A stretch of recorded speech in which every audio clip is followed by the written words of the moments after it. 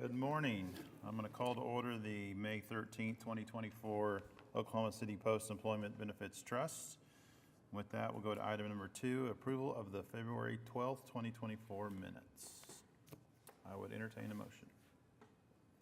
A motion and a second. Please record your vote. Item passes unanimously. Item number 3, items for individual consideration. Item A, to receive our quarterly investment report from Mr. Doug Anderson. Doug, for the period ending March 31st.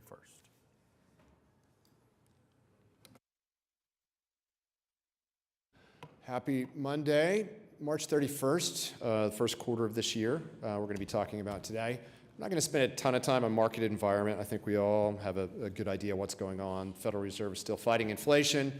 It's being a little bit stubborn right now, and the expectation for the bond market in December of last year was that the Federal Reserve was going to cut interest rates 7 times this year. By the end of January, it was 5. By the end of February, it was 3.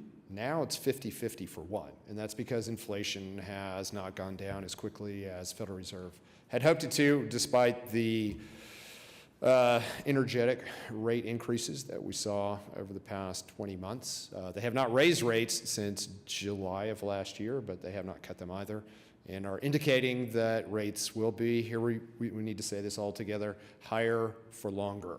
That's what we should be getting used to. There are other things going on in the world. Oil prices continue to be a little bit on the high side with all of the issues that we have in international trade. I don't think we should overlook the Red Sea passage and what's going on there, as well as things in the Middle East and in Eastern Europe. But suffice it to say that we've also heard that there are more elections this year than any other year in history, and I think that we're all going to be living with the fun that those are until the end of this year. So again, equities doing pretty well so far this year. Fixed income, not so great, very topsy-turvy. Remember, we want to compound returns with our equity portfolio, and we want to have the fixed income for stability. Again, not going to talk too much about market performance. I'm going to go straight away to the total fund 1-year return. This is as of March 31st. The total fund was fortunate enough to have a return of 19% for the 1 year ended March 31st of 2024. Where did that come from? Well, here's the market value history over time. This goes all the way back to 2009, and you can see that beginning market value on October of 2009 was $6 million. The fund has grown significantly through contributions, $152 million over that period of time, and it has distributed $107 million. The gain that we have generated is $56 million. I don't know. When I look at a $6 million starting value and a gain of $56 million, that is significant, giving us our ending market value of $107 million, compound total return of 204% over that period of time, and even income of twice the amount of our beginning value. So this is what a good long-term portfolio and a mature portfolio looks like. Looking at asset allocation, remembering way back to the beginning days of this, 2009 was not a comfortable time to be allocating a new portfolio into equities, and you can see that we took our time at it. That did reduce our return in the early years, but over that period of time, or since that period of time, we have steadily increased the amount of equity and fixing or in international equity investments.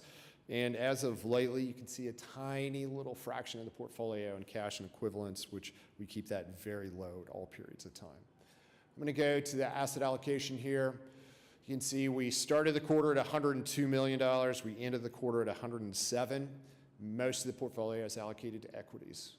This was something that took us a long time to get to. We gradually increased the amount of equity over time until we get to the point now where we're 67% domestic equity and 11.5% international equity. That's a pretty significant allocation, but given the long-term nature of this portfolio, I think that it is prudent. We do need to make sure that we are rebalancing back to target.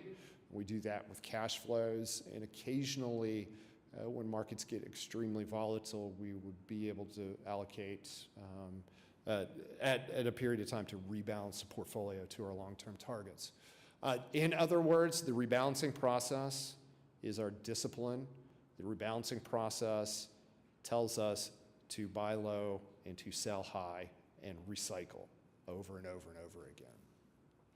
These are the investment portfolios in rank order. Fidelity is the largest. That's a S&P 500 index fund. It's the lowest one on the market as far as fees go. Its tracking is very tight. It's 40% of the portfolio. Causeway, Stevens, Hutchison, Wiley, these are actively managed equity portfolios, and they've been enjoying some success recently. You can see our bond portfolios, the two core bond portfolios after that. You see a mid-cap index fund, then you see two more fixed income portfolios, and then that cash allocation, which again, we keep fairly low. Looking at the net transfers during the quarter, this is the proof statement of asset allocation and rebalancing, buying low and selling high. We needed to raise $1 million to make distributions during the first quarter of this year. Where did we take it? We took some from the S&P 500. We took most from the Hutchison Wiley portfolio, and I'll show you why we did that in a few minutes here. And then looking at the total fund rate of return at the very top here, all the figures that we show for returns are net of fees because this is 100% invested in daily liquid mutual funds, and we think that at the size of this portfolio, $100 million, a little bit more than $100 million, you get liquidity, you get best-in-class fees, you get best-in-class investment management. It makes everything much, much easier to do it in funds. So looking at the total fund, $107 million to end the quarter. For the quarter and the year-to-date are the same figure, 6.2%, which outperformed the actuarial index by a tremendous margin and ranked in the 21st percentile of the all public plans from 50 to 100 million. We need to change that to 100 million plus going forward. For the trailing year, total fund was up 19%. That's a remarkable rate of return. You should be very, very proud of that return. That ranked in the second percentile of that peer universe. That means that you outperformed 97% of other public funds in that size over the last year. Looking over the last 3 years, 5.62, that ranked in the fifth percentile, much lower absolute return, but that's still ranked in the fifth percentile. 5 years, 9.45, the sixth percentile. 7 years, 9.15, in the fourth percentile. And the last 10 years, 7.63, 20th percentile. So all of the returns across for the total fund were 20th percentile or better. That's a remarkable achievement for a portfolio like this, to be that steady. And why? Because you have more equity than other funds out there. You have a longer-term view, you have a longer-term liability that allows you to allocate more to equity, which drives total returns. Looking at our fixed income portfolios, I'm going to focus on the one-year rate of return here. Our Loomis sales and our double-line bond, those are our core bond portfolios. You can see that they're 7%, a little bit more each of the total fund. Over the last year, they're up 5.85 and 2.74. Loomis sales had a fantastic year, ranked in the second percentile. Double line did pretty well over the last year. They ranked in the 30th percentile. Lord Abbett is our high-yield bond portfolio. Remember, these are lower rated or higher risk bonds out there. They're corporate bonds, but that portfolio was up 9.32%, which was significantly higher than both of our core bond portfolios, and that's telling us that we are achieving value for the risk that we are taking. You can see our one portfolio that's not doing well is Hoisington. That's under 5% of the portfolio. Long-term treasuries. Long-term treasuries take the brunt of rising interest rates, and you can see that's definitely been the case. This portfolio serves a couple of purposes for us. It gives us duration exposure, which we want because this is a very long duration liability. It also should hedge us if the equity market goes down. It has done that multiple times in the past. The last time the equity market went down, you can see it's picked up in the 3-year figure there. It was because of inflation. Inflation knocked the stock market down. Inflation knocked the bond market down, and that's something that is very rare to happen at the same time. One thing about diversification is that if you don't have one thing in your portfolio you're not scared of or don't like, you're not diversified. So this is a painful but true statement on the nature of diversification. Everything else in the portfolio is doing very well. This is the one thing that's supposed to offset when things go badly. So sometimes you own things that you don't necessarily love. You shouldn't love everything in your portfolio at the same time. Going into fixed income, equity. Our equity exposure is almost $72 million. Over the last year, that portfolio, the combined portfolio, was up almost 27% net of fees. Our index fund, the S&P 500, was up 29.88, dead on the benchmark. Our mid-cap index was up 20%. Our mid-cap active portfolio was up 23.74%. I'm going to show you a figure about this portfolio in just a few minutes that will show you just how strong the returns have been there. And please remember, there were times we were considering terminating Hotchkiss and Wiley because they were out of favor with the market. And then going to our small cap growth portfolio, 23% was ranked in the 22nd percentile. Remember, we have Hotchkiss and Wiley, which is a mid-cap growth, Stevens, American Beacon, small cap growth. So those two offset each other just in the nature of stocks and the size of stocks they allocate to. And then Causeway, our international equity portfolio, a little bit of a slip up during the quarter. The last year, they're above median in the peer universe. And you can see the 3, the 5, the 7, and the 10-year returns are top decile, well, except for the 10 years, top quartile. So this is, I'm going to go a couple of pages here. This is the calendar year rates of return I want to show. So I talked about Hotchkiss and Wiley. 2023, they were up 20%. Their benchmark was up 12.7. This is what I call a high value or a high alpha manager. That is not always going to be the case. If you go all the way over to 2020 for that portfolio, they were up less than 1%. Their index was up 5. So part of the price we pay to invest in a fund that has potentially high alpha is at times they will not perform. If they performed this well all of the time, they would have all of the mid-cap money, and that's just not how markets work. You can see on this slide also our fixed income managers, remembering that 2022, the total fund was down 16.95%. That was the worst year for balanced fund investors on record. You can see our bond portfolios are all down significantly over that period of time. We've had some recover since then. But then one thing I do want to point out, I know it looks pretty bleak for Hoisington right now. They've had several poor years in a row, given it's a rising interest rate environment, and they are expecting a recession, and it's looking a little bit more clear that we will see interest rates falling before too terribly long. But the one thing that I want to point out is in the year 2020, remember that was COVID. That was the year when everything for the first quarter of that year was down 30, 40%. Their portfolio was at 20.19. And that's because in times, except for inflation, in times where markets are incredibly uncertain, investors flock to treasuries, and they flock to long-term treasuries. And this is what we would hope would happen if we had another black swan event like that going forward. Doug, I do have a question. Yes.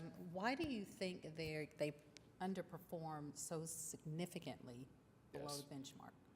So bonds are fairly simple. It's kind of math, if you will. So they own long-term treasury bonds. There's a figure called duration that tells it's related to maturity of bonds, right? So it's the dollar-weighted maturity. The reason their returns are so much lower than the others is that Loomis Sayles or Double Line, if you look to the year 2022, their duration was about 6 years. Hoisington's was 18, right? And duration tells you for every 1% interest rates go up or down, what the impact on return is. So it's a multiplier. So if you have a duration of 5, interest rates go up 1%, you're going to be down 5%. Interest rates go down 1%, you're going to be up 5%. So Hoisington, they want to allocate their portfolio in one of two ways. It's either going to be very long duration, so holding long-term treasury bonds, 30-year treasuries, or they're going to be very short, hold 91-day T-bills. they missed the rise in interest rates. Their economic model, the way that they think about economics, is from a monetarist standpoint. So inflation is everywhere and always a monetary impact. This last time, it was fiscal. It was all the money that was spent to keep us from having a worse economic environment during COVID. And they missed the impact of that on interest rates. So they're long duration. They have no credit risk as long as U.S. Treasury pays their bills. But they do have that long duration risk. And they remain there today. It's a unique portfolio. There aren't any, I'm not familiar with other bond portfolios that can be up 20 or down 34. And it is painful. But it is one of those things that, as hard as it is to look at that, I know if we have a significant economic disruption, I sleep better having this in the portfolio. We are underweight this asset category. We have not added anything to it. And that's one of the ways that we keep from funding into this. I mean, in some senses in the past, this is the time that you give more money to Hoisington. I'm going to wait a little longer this time because it feels like, this is me. It feels, and I do suffer because I look at it every day, but it feels like some of these economic or market cycles, they just take longer and longer and longer. But once they switch, it's pretty quick. Just curious, I'm looking at their ranking and like 23, they're 97, year-to-date they're 93. Yes. Are there other funds that are comparable that are better performers? Not really. They're the only fund I know that will be either T-bills or 30-year treasuries. Everyone else kind of plays it a little bit more cautiously. So they'll plus or minus duration 2 years, maybe. They are about 12 years, plus 12-year duration right now. So that's the tough part. When I look at the other bond portfolios, you know, Loomis Sayles, they're doing fantastic. You can see their rankings over time, except for when you go over to 2020, and they're in the 99th percentile, despite being fairly close to their duration targets. Bond returns tend to be very closely aligned, for the most part. And then you have somebody like a Hoisington that will be, you know, multiples of the average bond manager in any environment.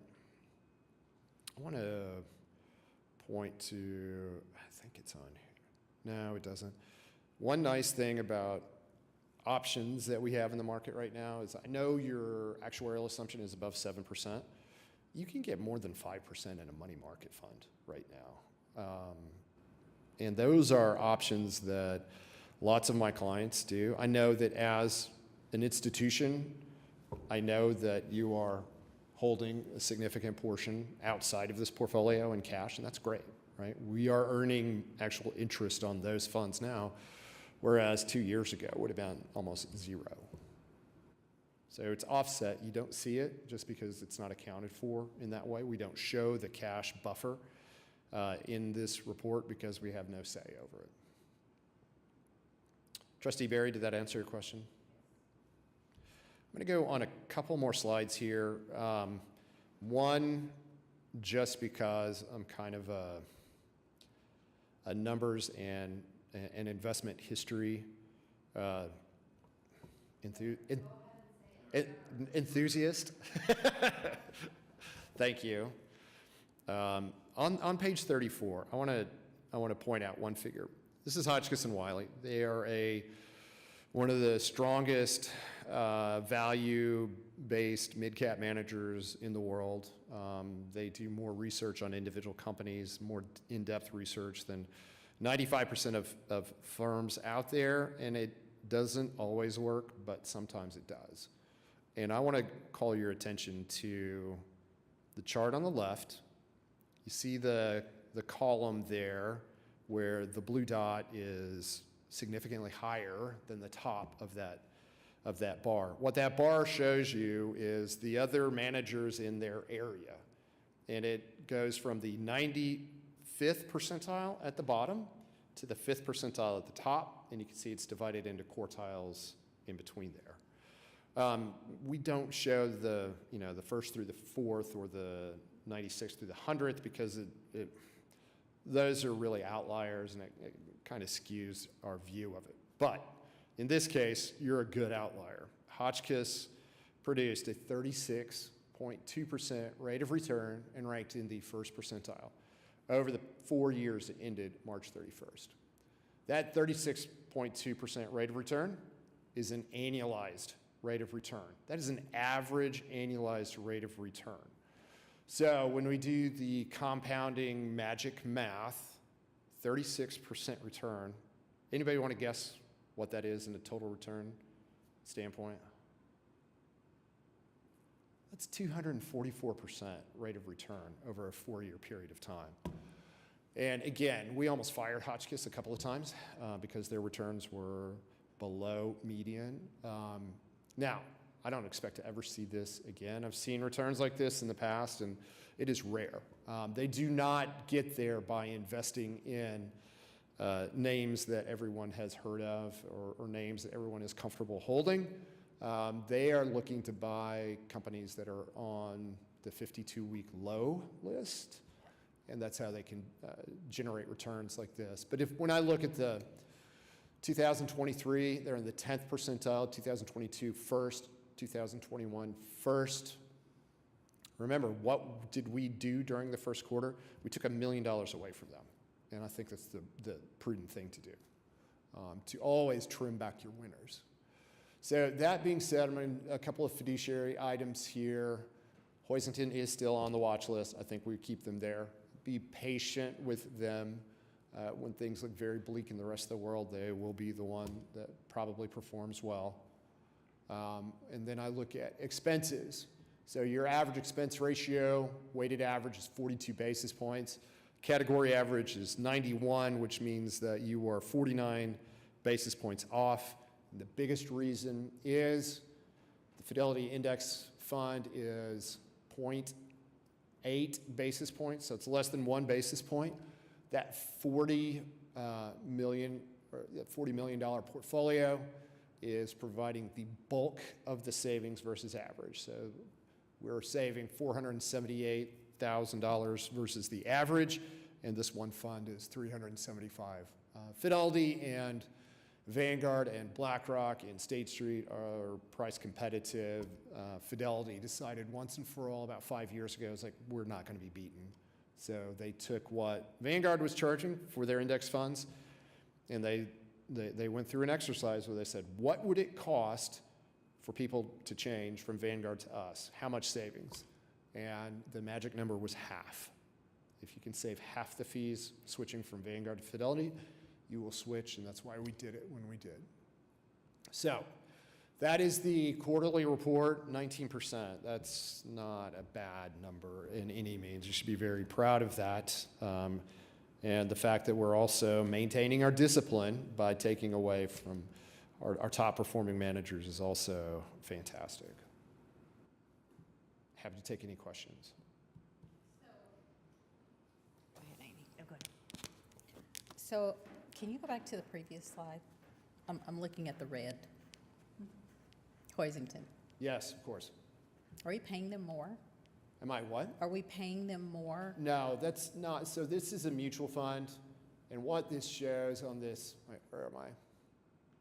On this slide, the expense ratio of the fund versus its category average, it's very unique. There are very few managers like that. And I know it pains me also to see that we are paying above average for this fund. Yeah. But there's no other fund like it out there. So This is versus the average in their very wide universe. It's a relatively small fund. There aren't a lot of folks. It's not a multi-billion-dollar fund like Loomis Sales or like Double Line. And so it is slightly more expensive than than the average manager within their peer group. Duly noted. as long as it's duly noted, I just, Absolutely. I spend a lot of time thinking about them, and when things are great, you know, if I had to pick one manager that we're uncomfortable with, they're it. It means everything else is probably doing pretty well. If I have one manager doing well and it's Hoisington, that's not great. That means that things are that means 2008, 2009 is what it feels like. Thank you for that question. All right, any other questions for Doug? If not, then we will get a motion to receive the report.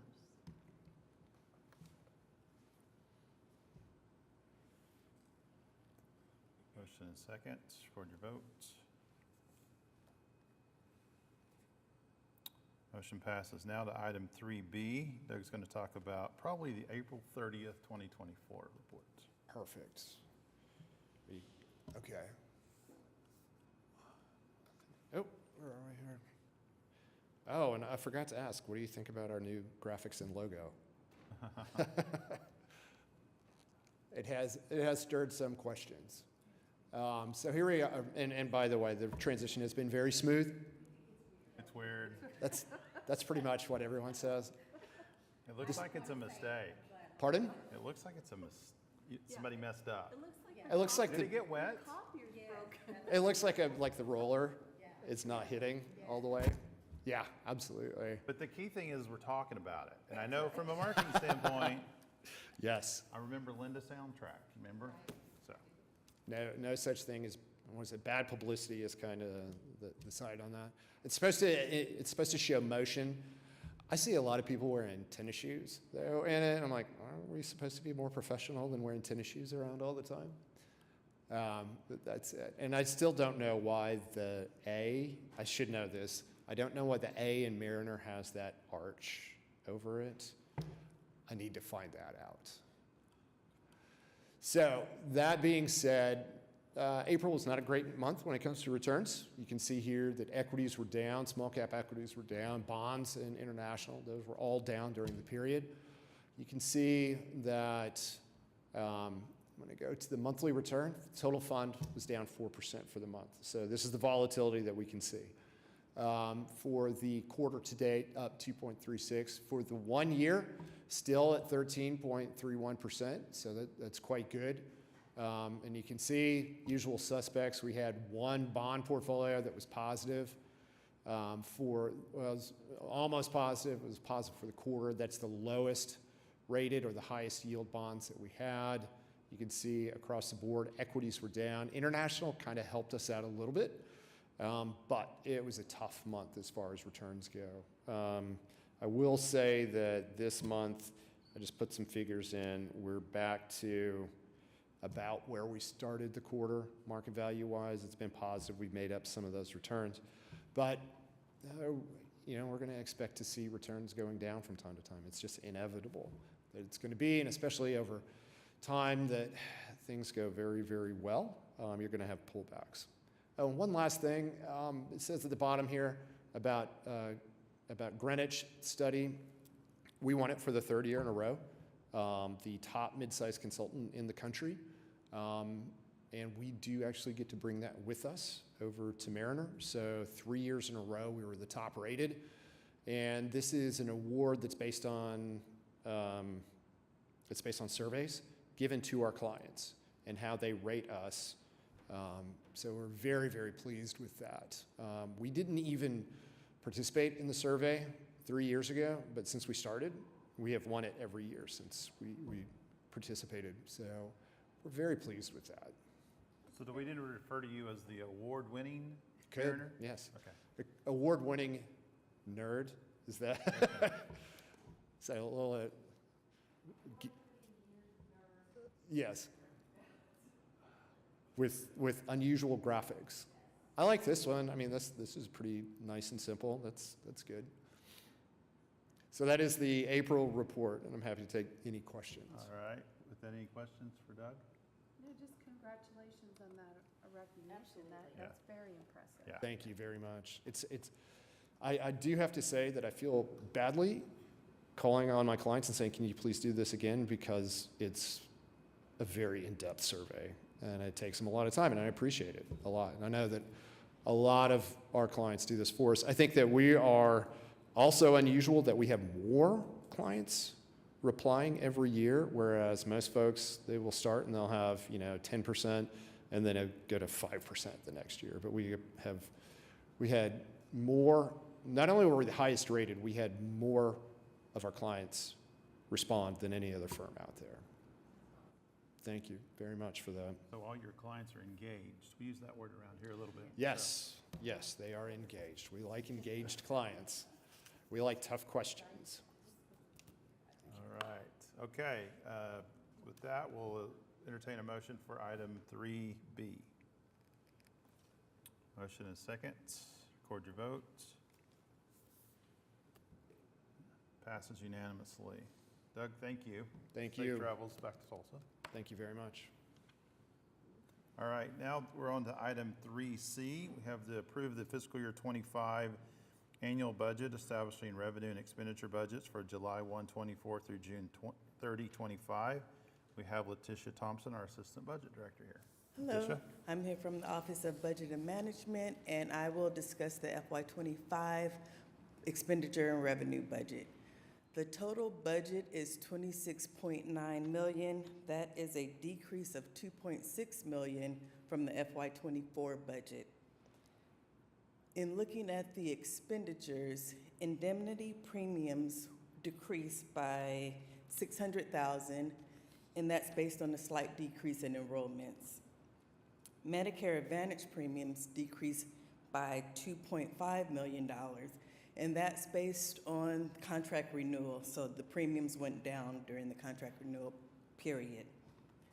In looking at the revenues, indemnity and Medicare, those went down by a total of $1.5 million, and that's driven by the expenditures going down. On the retiree subsidy general fund, that's going down by $1 million, and that is based on the recommended pay-as-you-go amount of $10.8 million.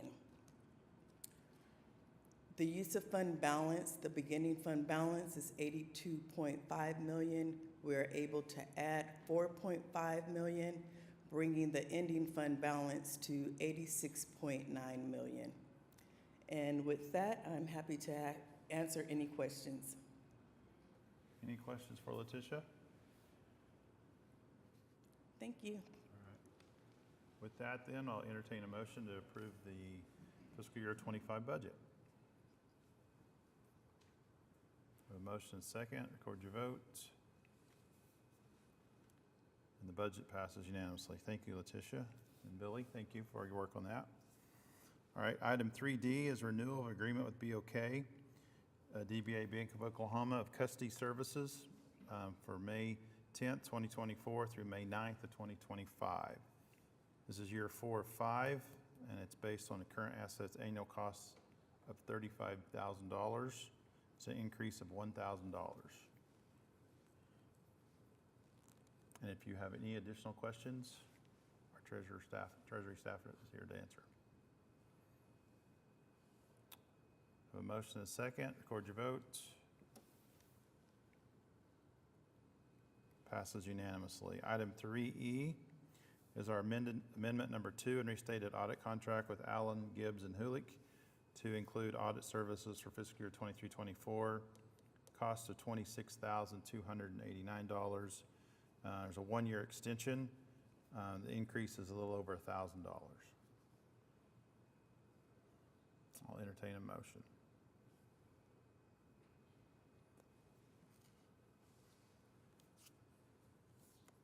Passes unanimously. Item F is approved request for proposals to be advertised for investment consulting services, and Matt Boggs has got a few things to say regarding that. All right, well, good morning, trustees. This is a routine through just the city's cadence of doing this. The last time we went out for RFP for investing consulting services was 2019. And so we are doing that again. The RFP will open on Wednesday and remain open for about 4 weeks. And so if everything goes to plan, we will have a selected vendor for you during the August meeting. So I can answer any questions you might have about that process. Any questions for Matt? All right, then we will entertain a motion in a second. Record your vote. That item passes unanimously. Have item G is to ratify claims for January 31 through April 23rd. Any questions? Not?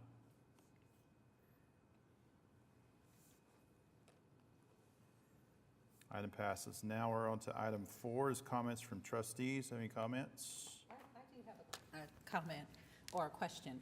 I'm just curious about how it's working with Blue Cross Blue Shield, the EPO, the new EPO plan. I can take that one. Claims are coming in. We've had no concerns from a service level, and claims are coming in a little bit lower than what we'd anticipated. So overall, we would consider it a success. That's great. So I can speak to that. As a consumer of that product and someone who had been on United Healthcare since the beginning of the relationship with United Healthcare, I've found it to be very seamless. So I really think we're at that point with electronic data sharing systems where when I go to one doctor, I put in my information and then I don't have to update it every time I go in an office somewhere. So from that standpoint, it's been really good, really good. All right, any other comments? All the benefits team did a great job. All right, seeing that, we'll go to item 5. Oh, I just did have one really quick. You might notice a new face here on the computer. Cameron Langster is a new revenue auditor in the city treasurer's office. He comes to us from the state of Oklahoma, and he worked for a few different agencies there, so we're always happy to get new talent within that. But he's going to take over some of these roles, the support role for this trust, and so look for some emails coming in from Cameron. So I just wanted to make that introduction to the trustees. Welcome. Welcome, Cameron. All right, any other comments? All right, seeing none, we are adjourned at 10:37. So Cameron, can we see